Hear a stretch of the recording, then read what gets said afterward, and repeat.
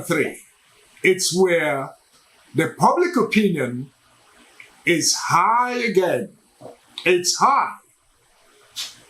The public premium they're placing on what you're doing is high. But your personal premium is low. Well, why do these things happen?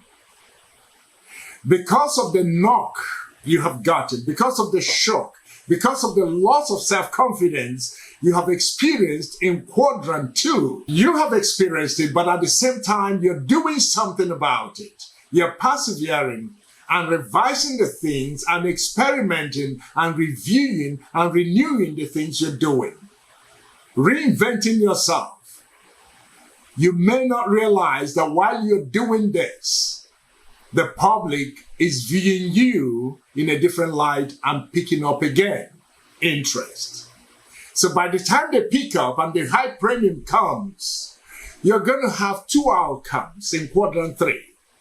Those two outcomes, one is you feel patronized. When you feel patronized, you think, what is going on here? I thought you said you didn't like my products again or my services. I thought you said you didn't like my style of leadership. What is this again? What is spiking up this particular rise in public opinion? Now, you may feel patronized, and if you feel patronized, you're going to feel disempowered. And that's not a good place to be. The other outcome could be that you feel empowered and say, yeah, I got it again. One more time, I got it. I got it again. And when you feel empowered about this, it's a good outcome. Something is going to happen. You will, without realizing it, give out more of what is making the public fall in love with your product or your service or your style of leadership again. And when that begins to happen, you are taking yourself back to Quadrant 1. Isn't that amazing? You're getting back to Quadrant 1, a very beautiful place for you as a leader to be in. Quadrant 1 keeps you in that healthy self-image, self-confident place you want to be. Because you now realize that Quadrant 1 does not last forever with any leader, it becomes necessary for you as a leader to begin to map out, identify the things that you are doing, the projects you are taking, identify right away the kind of actions you are undertaking, decisions you are taking in Quadrant 1 that kept the public's premium high on you. Because you would need it when you find yourself in Quadrant 2. You will also need it to get yourself out of Quadrant 4 that I will talk about shortly. You've got to understand that the management of these 4 quadrants will keep your leadership in a healthy place. Let me go over to Quadrant 2 again and pick up on where I left off with self-conceit.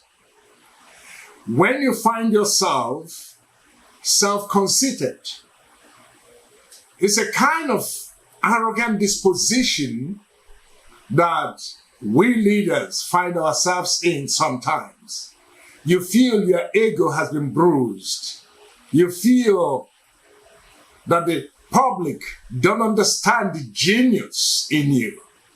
You feel you're doing the best you can for the public. You don't know why the reaction is coming out the way it's coming out.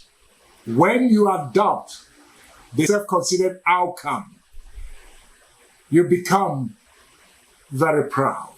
Your relationship with your subordinates and the organizations will begin to deteriorate. If this is not managed properly, it gets to a point where you become paranoid about what people are thinking about you, what people are seeing about you, how people are sabotaging you, how people don't want you to succeed.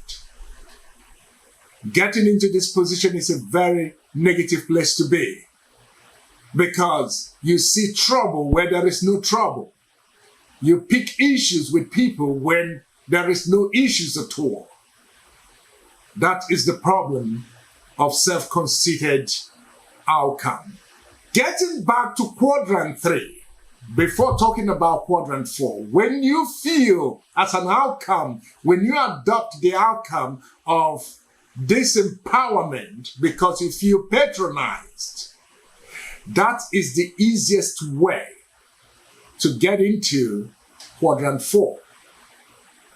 In quadrant 2, self-conceited position brings you right into quadrant 4. You don't even need to be in quadrant 3 to get to quadrant 4. When in quadrant 2, you get straight into quadrant 4 when you become self-conceited. What's the outcome? 3 major outcomes in quadrant 4. In quadrant 4, you feel frustrated. In quadrant 4, the second outcome is that you feel a sense of failure. The third outcome is abandonment. It's understandable when you feel a sense of frustration. It's understandable. I understand that. I understand it because I have been there.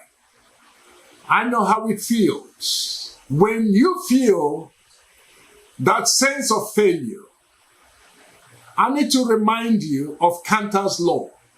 Cantor's law says that everything feels like a failure in the middle.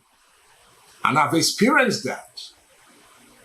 When I was pursuing my 2 doctorate degrees, at some point I felt that frustration and that sense of failure, but I stuck to it until I was through.